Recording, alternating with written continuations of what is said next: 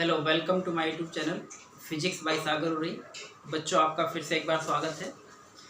अभी हमने आपको पिछले लेक्चर में पोटेंशियल बताया था, है ना। पोटेंशियल बताया था, कोई मान लेते हैं कंडक्टर स्फीयर था, उसके आउटसाइड में, उसके सरफेस पर और उसके इनसाइड में। लेकिन अगर जो स्फीयर है वो कंडक्टर ना होकर नॉन कंडक्टर हो, मतलब इंसुलेटर हो, मतलब अचालक हो, तो नॉन कंडक्टर उसी को इंसुलेटर, उसी को हिंदी में अचालक कहते हैं। तब हमारी सिचुएशन कुछ चेंज हो जाती है। तो इलेक्ट्रिक फील्ड एंड पोटेंशियल, दो चीज़ें हम यहाँ बताने वाले हैं आपको, इलेक्ट्रिक फील्ड और potential due to non conducting solid sphere, non conducting अचालक। हम अभी आपको बताए थे कंडक्टर का, ये नॉन कंडक्टर है, थोड़ा यहाँ आपको ध्यान देना है। तो मान लीजिए कि ये नॉन कंडक्टर है,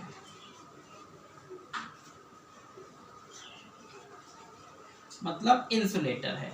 नॉन कंडक्टर मीन्स इंसुलेटर है। तो ध्यान रखिए कि जब भी हम इंसुलेटर को चार्ज देते हैं तो जहां आप देते हैं वो वहीं पर रुक जाता है, उसके पूरे सरफेस पर नहीं फैलता है।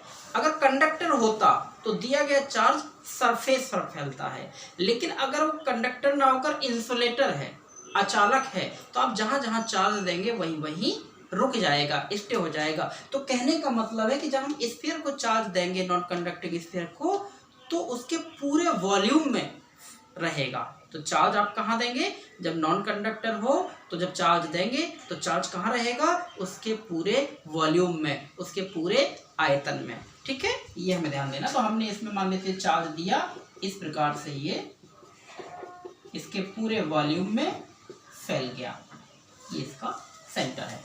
अगर हम इसके अब आउटसाइड में निकालें, कोई पॉइंट P है ना, तो हम क्या करते हैं यहाँ पर, एक अगर इलेक्ट्रिक फील्ड फाइंड कर रहे हैं आप, तो आप एक गॉसियन सरफेस का इमेजिन कर लेते हैं। तो इसकी रेडियस आप मान लीजिए वही पिछला ही डेरिवेशन टाइप, कैपिटल R, और यहाँ से आप निकाल रहे हैं तो स्मॉल r। तो देखिए पहला पॉइंट कहाँ निकालते हैं? Outside the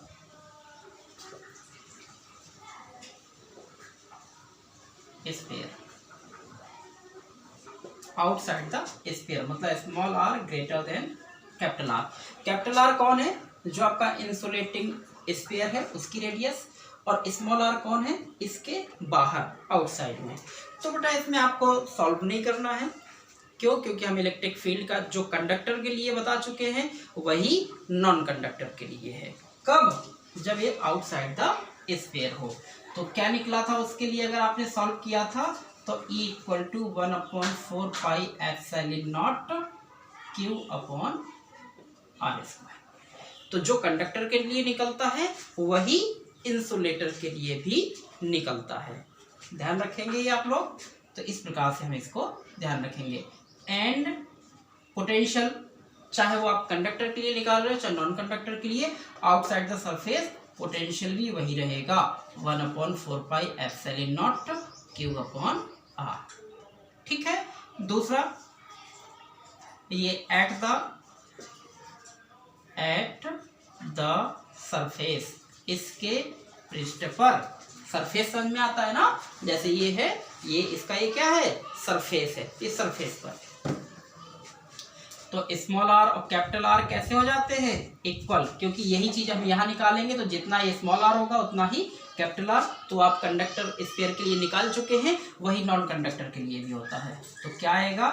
E equal to 1/4 pi epsilon not Q upon capital R square. Small r की जगह क्या हो जाएगा? Capital R। एंड पोटेंशियल आप कल फाइंड कर चुके हैं नॉन कंडक्टर के लिए, कल फाइंड कर चुके हैं कंडक्टर के लिए, वही नॉन कंडक्टर के लिए। तो 1/4 pi epsilon not Q upon capital R। अब सिचुएशन चेंज हो रही है।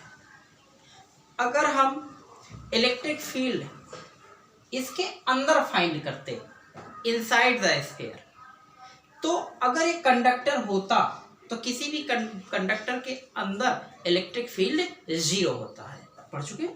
कोई भी कंडक्टिंग स्फीयर है, उसके अंदर इलेक्ट्रिक फील्ड कितना होता है, 0 होता है, क्योंकि कोई गॉसियन सरफेस के अंदर चार्ज नहीं होता। लेकिन यहाँ पर जो ये स्फीयर है ये कंडक्टर नहीं है, ये कौन है, नॉन कंडक्टर, इंसुलेटर है, तो इसके अंदर चार्ज डिस्ट्रीब्यूट है। तो अब कंडक्टर वाली सिचुएशन यहाँ नहीं आएगी।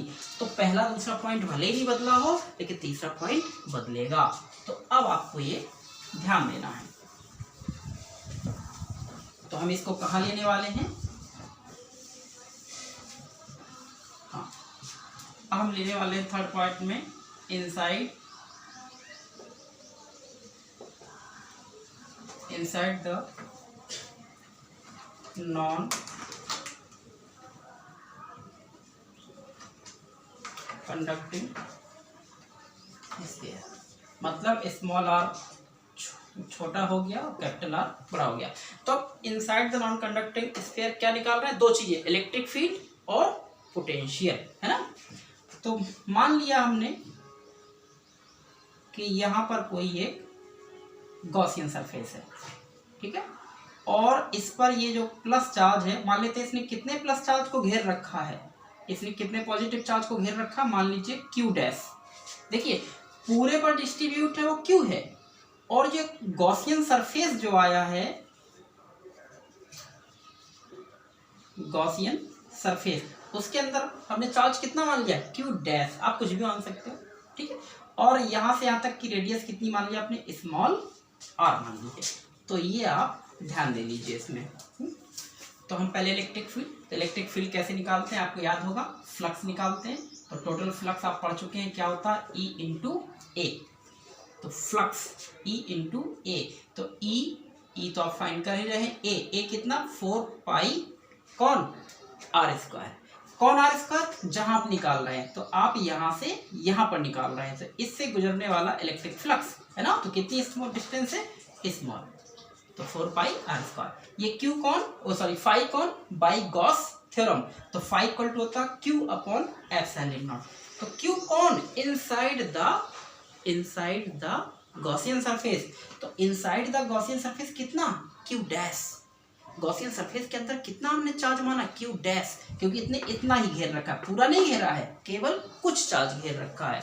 तो क्यू की जगह Q dash upon epsilon not, ये कौन है, Gaussian theorem, equal to E 4 pi R square. क्या निकालना है हमें, ई, तो ई आ गया Q dash upon 4 pi epsilon not R square, मतलब इसका मान निकालोगे ये अपॉन में चला जाएगा, है ना।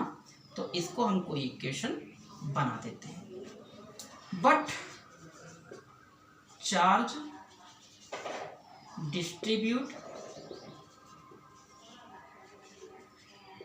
इन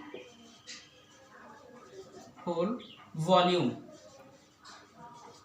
ध्यान रखिएगा, जब ये इंसुलेटर है या नॉन कंडक्टर, तो चार्ज कहाँ डिस्ट्रीब्यूट है, इसके पूरे वॉल्यूम में, पूरे आयतन में। तो यहाँ पर कौन सी डेंसिटी आनी है, वॉल्यूम चार्ज डेंसिटी, पढ़ चुके हो ना। लाइन में तो लाइन चार्ज डेंसिटी, सरफेस पे तो सरफेस चार्ज डेंसिटी, वॉल्यूम में तो वॉल्यूम चार्ज डेंसिटी, ठीक है। तो distribute in whole volume, therefore volume charge density किससे लिखते हैं, रो, क्या फॉर्मूला था, क्यू अपॉन वी, वी क्या है यहाँ पर, वॉल्यूम, आयतन है ये, वॉल्यूम, है ना। तो अब देखिए इसको हम क्या लेंगे, इसी को आप ले सकते हैं क्यू अपॉन वॉल्यूम, क्या होता है 4/3 पाई आर क्यू, ऐसे होता है ना। वॉल्यूम किसका, वॉल्यूम स्फीयर का वॉल्यूम कितना, 4/3 पाई आर क्यू। तो आप देखें, अब इसकी जो वॉल्यूम चार्ज डेंसिटी जो यहाँ होगी वही यहाँ होगी, तो वॉल्यूम चार्ज डेंसिटी कैसी होगी, इक्वल होगी, क्योंकि ये कांस्टेंट टाइप का है, तो कांस्टेंट है तो हर प्रत्येक स्थान पर वॉल्यूम चार्ज डेंसिटी सेम होगी। तो क्या लिख सकते हैं, तो इसके टोटल में तो Q upon 4/3 pi are Q, और इतनी जगह में गॉसियन सरफेस, तो गॉसियन सरफेस में वॉल्यूम चार्ज डेंसिटी कितनी है, क्यू की जगह है क्यू डैश, और इसका वॉल्यूम कितना है 4/3 पाई आर, कौन सी radius, small r, pi are q. यहाँ से क्यू डैश में चाहिए ना, तो इसकी वैल्यू निकाल लो, तो 4/3 पाई से 4/3 पाई कैंसिल, तो क्यू डैश आप निकालेंगे तो यहाँ चला जाएगा, तो Q small R Q upon capital R Q. यही उठा के रख दीजिए कहाँ, इक्वेशन फर्स्ट में रख देंगे, फ्रॉम इक्वेशन फर्स्ट। तो इलेक्ट्रिक फील्ड हमारा आ गया 1/4 पाई एप्सिलॉन नॉट, है ना, Q dash 1/4 pi epsilon not Q dash की जगह Q R Q upon R Q, है ना। तो आर स्क्वायर से आर पावर 3, देखिए ये आर स्क्वायर, ये आर पावर 3, है ना, कैंसिल होगा ना। तो आप चेक कर लीजिएगा इसमें, तो ये बचेगा आपका Q R upon capital R Q. इतना तो कर ही सकते हो ना कि जब इसकी वैल्यू यहाँ रखोगे, जो कट जाए काट दीजिए, जितना बचेगा वो आपका लिखा है। तो बेटा ये इलेक्ट्रिक फील्ड क्या है, inside the non conducting sphere. ध्यान रखिए, इसको याद कर लीजिएगा, न्यूमेरिकल्स में यूज होता है। अगर एक कंडक्टर होता तो इलेक्ट्रिक फील्ड जीरो, अगर ये नॉन कंडक्टर है तो इलेक्ट्रिक फील्ड जीरो नहीं होता है। कितना होता है, 1/4 pi epsilon not Q R upon R Q.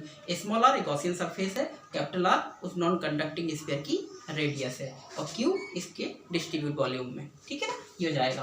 अब हम क्या निकालने वाले हैं, ये डेरिवेशन आपका हो जाएगा। अब हम निकालने वाले हैं क्या, पोटेंशियल। और पोटेंशियल कहाँ, inside the non conducting sphere. तो स्क्रीन शॉट लेके इसको तैयार कर लीजिएगा, आगे देखें। अब अगर हमें निकालना हो फॉर पोटेंशियल, किसके, inside the non conducting sphere. तो आपने पोटेंशियल पढ़ा होगा क्या, V equal to minus integration E dot D R, vector E dot vector D R पढ़े हुए। अच्छा, ये आपने पढ़ा है। अब ये कब पढ़ा है, मान लेते हैं हम चार्ज को इनिशियली कहाँ से लाते हैं, इनफाइनाइट से किसी पॉइंट तक लाते हैं, है ना। तो ये मान लेते हैं हम ला रहे हैं कहाँ से, इन्फिनिटी टू आर, इसके बाहर ही मान ले रहे हैं हम, सॉरी इन्फिनिटी टू आर। चलिए अभी छोड़िए इसको, ये हमने इतना देख लिया। अब हम लगाएंगे, हम चार्ज को कहाँ से मानते हैं, लाते हैं इनफाइनाइट। क्यों, इनफाइनाइट पोटेंशियल कितना लेते हैं, जीरो।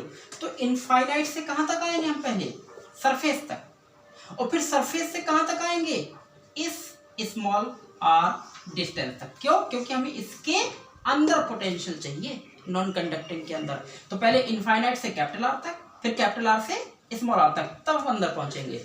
तो इसको हम कैसे लिख सकते हैं, ध्यान से देखिए। तो माइनस बाहर ले लीजिए, पहले हम चले infinity to capital R, infinity से हम इसके सरफेस तक आए, तो कोई इलेक्ट्रिक फील्ड होगी, E1 नाम दे दीजिए। फिर हम कहाँ चले, कैपिटल आर से इस डिस्टेंस तक, मतलब कैपिटल आर से स्मॉल आर तक। तो लिमिट कहाँ से चली, capital R to small R, मतलब इनसाइड तक। कोई इलेक्ट्रिक फील्ड और हो जाएगा, तो E2dr। ये आपको समझ में आना चाहिए, ठीक है। तो आगे बढ़ें, माइनस आपने बाहर ले लिया है, E1। तो ये E होता क्या है, वही आपका 1/4 pi epsilon not Q upon R square होता है, जो भी होता है। इसको आप K मान के चल सकते हैं, थोड़ा शॉर्ट हो जाएगा, K Q upon R square, ठीक है। हाँ, तो हम E1 ले रहे हैं, E1 कहाँ, इन्फिनिटी टू आर, मतलब सरफेस पर निकालना। तो सरफेस पर इलेक्ट्रिक फील्ड आप पढ़ चुके हैं, कितना, तो इंटीग्रेशन ले लीजिए, infinity to capital R, surface पर आप पढ़ चुके हैं, ये K Q upon R square, और कितना है बेटा, D R plus capital R to small R E2। अब ये E2 इलेक्ट्रिक फील्ड कहाँ, इनसाइड, ये कैपिटल आर से स्मॉल आर तक आ गए, मतलब इनसाइड में आ गए, अंदर आ गए। तो अंदर इलेक्ट्रिक फील्ड अभी कितना पढ़ा आपने, ये यही तो है, inside the spherical, inside the sphere, कौन, नॉन कंडक्टिंग, ये तो वही आना चाहिए। इसको आप इतने को क्या मान लेंगे हम, K। तो ये हो जाएगा K, और कौन है, Q R upon R power 3, ये इनसाइड में है, और कौन, डी आर लीजिए। ये आपको समझ में आना चाहिए, इतना आपका। अब हमारा ये चित्र का काम खत्म हो गया, अब केवल कैलकुलेशन बची है। तो देखें, अगर आप मैथमेटिक्स स्टूडेंट हैं तो इंटीग्रेशन सिंपल होता है, अगर बायोलॉजी के स्टूडेंट है थोड़ा सा अलग होता है, इसलिए ध्यान दे लीजिएगा। तो इसको हम क्या देखें, के क्यू यहाँ भी है, के क्यू यहाँ भी है, बाहर ही खींच लो उसको, तो माइनस का के क्यू बाहर ले लिया। जब के क्यू बाहर चला जाएगा तो क्या बचेगा, इंटीग्रेशन 1/r² dr। और पिछले लेक्चरों में हम बता चुके हैं कि 1/r² का इंटीग्रेशन 1/r² का इंटीग्रेशन -1/r होता है। तो यहाँ पर कितना बचा, -1/r। y integration 1/r² dr का इंटीग्रेशन -1/r। लिमिट कहाँ लग जाती है, पीछे लीजिए, लिमिट कहाँ लग गई, इसके पीछे। ये हो गया प्लस, समझिए यहाँ पर क्या है, देखिए r³ का तो होगा नहीं, किसका होगा, इसके रिस्पेक्ट में होता है, स्मॉल r है ना, तो dr और r, तो r dr कौन, ये तो बाहर चला गया, r³ बचा, इसका होगा नहीं, r dr। तो r dr का इंटीग्रेशन r²/2, r dr का इंटीग्रेशन r²/2, ये होता है मैथमेटिक्स में, है ना। तो ये हो जाएगा आपका 1/r³ तो बाहर रहेगा, इसका होगा नहीं, तो इसका हो जाएगा r²/2। और इंटीग्रेशन लिमिट कहाँ लग जाती है, पीछे, कैपिटल R से स्मॉल r। लीजिए ये इंटीग्रेशन हो गया, इंटीग्रेशन आपको समझना था।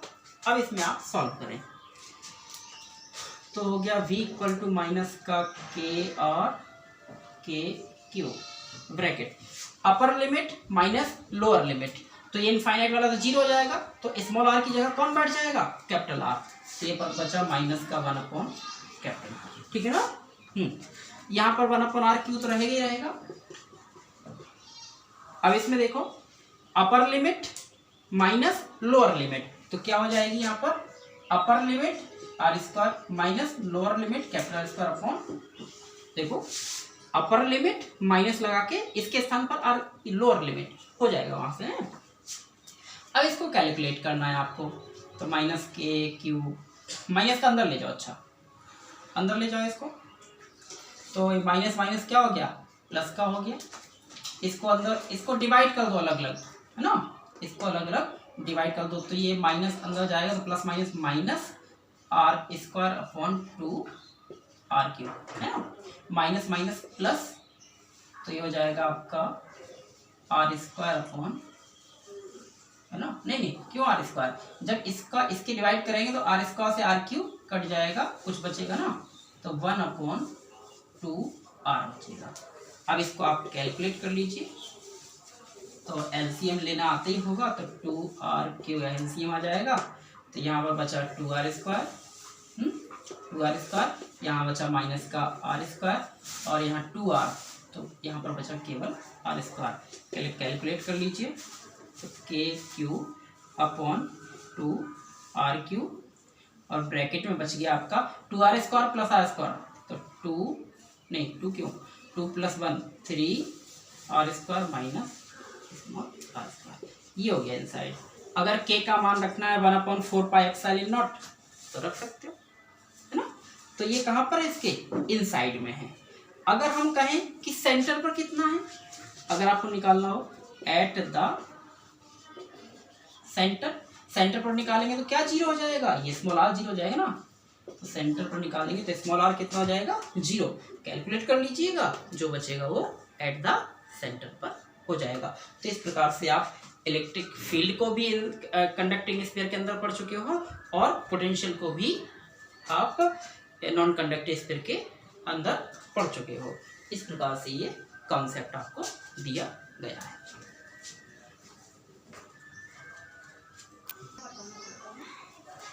देखिए जैसे कि ये एग्जाम्पल है आपका कि इन इलेक्ट्रोस्टैटिक्स में पोटेंशियल 2x², तो फाइंड द इलेक्ट्रिक फील्ड, क्या फाइंड करना, find the electric field at points 2 metre, 0 और 3 मीटर। तो आपको क्या पोटेंशियल से इलेक्ट्रिक फील्ड फाइंड करना है ना। तो जब पोटेंशियल से इलेक्ट्रिक फील्ड फाइंड करना हो तो हमने आपको बताया होगा कल पिछले लेक्चर में E = -dV/dr, ये बताया ना। तो ये अगर कोऑर्डिनेट्स टाइप के दिए गए तो इसको x मान लीजिए, इसको y मान लीजिए, और इसको z, इन पर निकालना है। लेकिन जो पोटेंशियल दिया है ये किस में दिया है, केवल x टर्म में दिया है। तो अगर आप x टर्म में देखें तो आपने ये भी पढ़ा होगा -del v/del x i cap plus del V upon del Y J cap plus del V upon del Z और के कैप। अगर यही चीज आपके एक्स होता, वाई होता, जेड होता तो फिर हम इसका तीनों के अकॉर्डिंग इंटीग्रेशन डिफ्रेंसिएशन कराते, लेकिन ये केवल एक्स वाला है तो एक्स वाला ले लीजिए केवल, है ना। तो एक्स वाला लेंगे तो क्या हो जाएगा ये आपका minus D V upon D X, ये हो जाएगा आपका डी अपॉन डी एक्स। अब कितना है ये b का मान 2x²। तो देखिए 2 का तो होगा नहीं, x² का क्या करा रहे हो, डिफ्रेंसिएशन, तो ये पावर आगे आ जाती है तो हो जाएगा कितना 2x, और यही आपका हो गया, सॉल्व करेंगे तो -4x। अगर आप इसका मैग्नीट्यूड ले रहे हो, है ना, तो ऐसा ले सकते हो 4x। अब देखिए x की वैल्यू कितनी लेनी है आपको, 2 मीटर, क्योंकि y दी है z, हमें y z से मतलब नहीं है, तो एट x = 2 मीटर। तो ex कितना आ गया आपका मैग्नीट्यूड में 2 × 2 4, और यूनिट इस रख सकते वोल्ट पर मीटर। इस प्रकार से लगा लीजिए, हो जाएगा। ऐसे एक्स वाई में दिया होता तो अलग अलग करा देते, हो जाता। ये बहुत ही अच्छा एग्जाम्पल है अगला, ये आपके IIT मेंस और नीट वगैरह में आया हुआ है इस कॉन्सेप्ट का, तो आपको ध्यान देना है कि ये दो मतलब स्पेरिकल सेल हैं, और ऐसे स्पेरिकल सेल है कि दोनों का सेंटर एक ही जगह है ना, और अलग अलग रेडियस है। और इसमें क्या है कि find the common potential at the centre, इनके सेंटर पर कॉमन पोटेंशियल निकालिए, और इनको चार्ज क्यू दिया गया है, क्या दिया गया है, चार्ज क्यू, और सेम सरफेस चार्ज डेंसिटी, जो सरफेस चार्ज डेंसिटी है वो दोनों स्फीयर की सेम है ना, इस प्रकार से। तो इसको देखिए कैसे सॉल्व करते हैं। तो चार्ज कितना दिया गया है इसको, क्यू, ये क्यू चार्ज दिया गया किसको, ए को भी दिया गया है और बी को भी, तो on A plus on B, या एट ए एट बी, ये क्यू चार्ज ए को भी दिया गया और बी को भी दिया गया है। और अब आपको ध्यान होना चाहिए कि सरफेस पर ये चार्ज फैला होगा तो सिग्मा = क्यू अपॉन ए, तो क्यू = कितना हो जाएगा, सिग्मा ए होगा ना, तो ये हो जाएगा यहाँ पर भी चार्ज, यहाँ पर भी, तो ए पर चार्ज सिग्मा × ए, सिग्मा सेम है ए का एरिया, तो एरिया क्या हो जाएगा 4 पाई रेडियस का स्क्वायर, तो 4 पाई a²। ये बी पर तो सिग्मा तो चेंज हुआ नहीं है, तो ये हो जाएगा 4 पाई इसकी रेडियस b², है ना। तो इसमें क्या कॉमन हो गया, सिग्मा कॉमन हो गया, 4 पाई कॉमन हो गया, बचा कौन, a² plus b², Q. Equation first मान सकते हो। अगर यहाँ से हमें किसी की भी वैल्यू चाहिए होगी निकल आएगी। या आप देख लीजिए कि सरफेस चार्ज डेंसिटी कितनी है, तो q अपॉन 4 पाई a² प्लस b², तो दोनों पर सरफेस चार्ज डेंसिटी इतनी है। अब हमें चाहिए क्या, पोटेंशियल। तो पोटेंशियल निकालने के लिए देखिए आप क्या क्या कर सकते हैं, इसमें हमें v चाहिए, तो v कहाँ पर, सेंटर पर, मतलब o पर, तो VO, तो किसके कारण, स्फीयर A के कारण O पर, और स्फीयर या स्फेरिकल सेल B के कारण, ठीक है ना। तो यहाँ लिख सकते हैं due to A plus due to B, मतलब एक स्फीयर के कारण भी और B के कारण भी। तो ये देखें, अब आपने पढ़ा है इसमें पोटेंशियल, तो E = जैसे आपने पढ़ा है dV अपॉन dr, इसको आप ऐसा ही पढ़ सकते हैं V अपॉन r, तो V = कितना हो जाएगा, E × r, ठीक है। आप इसको यहाँ से, अब सरफेस चार्ज डेंसिटी के पदों में आपने E पढ़ा होगा क्या, 1/4 pi epsilon not Q upon r², लेकिन सरफेस चार्ज डेंसिटी के टर्म में 1/4 पाई एप्सिलॉन नॉट Q की जगह सिग्मा A कितना 4 पाई r² अपॉन कितना r², तो ये आपने देख लिया, तो कितना सिग्मा अपॉन एप्सिलॉन नॉट, ये बताने की जरूरत नहीं है, ऑलरेडी हम बता चुके हैं। तो यहाँ पर कितना हो जाएगा, ये E की जगह sigma upon epsilon not × r, तो वही रखिए यहाँ। तो सरफेस चार्ज डेंसिटी सेम है, sigma upon epsilon not × radius, तो रेडियस कितनी a, प्लस इसका भी sigma upon epsilon not, radius कितनी v, कॉमन क्या हो गया 1 सेकेंड। ठीक है, तो ये हो गया आपका, ठीक है। तो sigma upon epsilon not common हो गया, कितना बचा a प्लस b। अब इसमें हम किसकी वैल्यू पुट कर सकते हैं, तो सिग्मा की हम वैल्यू ऑलरेडी निकाल चुके हैं, तो रख दीजिए। तो सिग्मा की वैल्यू कितनी, q upon 4 pi a square plus b square और कौन एप्सिलॉन नॉट, ठीक है, इनटू कितना a प्लस b, यही आपका ये आंसर है। तो इस प्रकार से इतना पोटेंशियल हो जाएगा q a plus b upon 4 pi epsilon not a square plus b square. कहीं इसमें रटना नहीं है ना, आंसर को याद करना है, आपको ध्यान देना है तो सिर्फ किसको, कॉन्सेप्ट को, कॉन्सेप्ट ध्यान देते हैं तो ये हो जाएगा। बहुत ही इंपॉर्टेंट क्वेश्चन है ये आपके हाई लेवल के हैं, कंपटीशन लेवल के। अगर सीख लिया इनके कॉन्सेप्ट को तो हो गया, समझो कि फाइंड VA VB BC, मतलब A पर पोटेंशियल, B पर पोटेंशियल, C पर पोटेंशियल फाइंड करिए। अगला फिर कह रहा है कि if V equal to VC then what will be the condition, तब इसकी क्या शर्त होगी, और फिगर आपको दिया गया है। तो इसमें आप देख रहे हैं, या तो ये कह लीजिए 3 स्फीयर है या स्फेरिकल सेल है। एक है A B C, radius A B C, इस पर सरफेस चार्ज डेंसिटी सिग्मा, इस पर माइनस सिग्मा और इस पर सिग्मा। तो सबसे पहले आप इस फिगर का ही ढंग से स्टडी करें, फिगर को ही ढंग से समझें, तब आपको पता। तो A पर टोटल पोटेंशियल, B पर टोटल पोटेंशियल और C पर टोटल पोटेंशियल निकालना है। तो बच्चों देखो इसमें कैसे निकालेंगे हम पोटेंशियल। तो अभी आपने पढ़ा था क्या, V equal to E into R, है ना, और E equal to sigma upon epsilon not into R, ये तो पढ़ा हुआ है सरफेस चार्ज डेंसिटी के टर्म में। तो हम निकालेंगे पहला पॉइंट VA।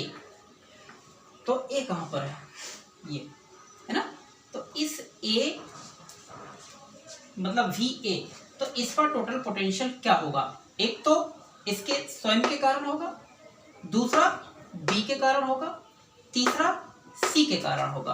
3 पोटेंशियल होंगे। और आपने एक चीज पढ़ ली है कि जितना पोटेंशियल उसके सरफेस पर होता है उतना ही पोटेंशियल उसके अंदर भी होता है, ये आपको पता होना चाहिए। तो यहाँ पर कितने पोटेंशियल आने वाले हैं, 3 पोटेंशियल आने वाले हैं, due to A, due to B और ड्यू टू C। चाहे तो यहाँ लिख दें due to A plus B और प्लस C। तो A के कारण यहीं से लगाइए सिग्मा, सिग्मा सिग्मा ही है, तो sigma upon epsilon not into radius. तो रेडियस कितनी है 1, ठीक है ना, और प्लस इसके सरफेस पर, इसके कारण भी इस पर वही होगा जो इसके यहाँ पर होगा। तो ये क्या हो जाएगा सिग्मा, लेकिन सिग्मा कौन सा है इसका, माइनस सिग्मा है ना, तो ये आ जाएगा आपका minus sigma upon epsilon not और कौन सा B। इसके कारण देखिए, इसके कारण हर जगह पर सेम होगा, अंदर सेम होता है ना, तो sigma upon epsilon not C। तो हमारा क्या आ गया, sigma upon epsilon not common आ गया, A minus B plus C, एक आंसर आपका हो गया। अगर हमें निकालना हो दूसरा पॉइंट कि B पर टोटल पोटेंशियल कितना होगा, है ना, तो B पर टोटल पोटेंशियल ध्यान दीजिए, तो इसमें थोड़ी सी कंडीशन चेंज हो जाती है। इस B के कारण जितना इसके सरफेस पर होगा, उतना ही इसके अंदर होगा। तो B पर तो हमारा ठीक है, सरफेस के कारण निकाल लेते हैं, तो सिग्मा अपॉन एप्सिलॉन नॉट, देखिए सिग्मा कौन सा है वो B पर माइनस इनटू रेडियस, और रेडियस कौन सी B। तो ये हमारा कहाँ पर निकल आया है, कहाँ पर निकाला है हमने, B पर निकाला, ध्यान रखिएगा। अब इस B पर B के कारण निकाला, अगर A के कारण निकाले हम तो ध्यान से देखो, ये A के कहाँ हो गया, बाहर, A के बाहर हो गया। जब कोई चीज अब अंदर, अब ये तक अंदर निकालें तो इक्वल टू 1/4 क्यू अपॉन आर स्क्वायर, तो क्यू की जगह ये रख के हल करोगे तो sigma R square upon epsilon, ये इसके इनसाइड में है या आउटसाइड में, तो इसकी वैल्यू बी पर ये सब आ जाएंगे, सी पर ये आ जाएंगे। आप लोग इसको सॉल्व करिए घर से, मान लीजिए होमवर्क है ना, बने बताना।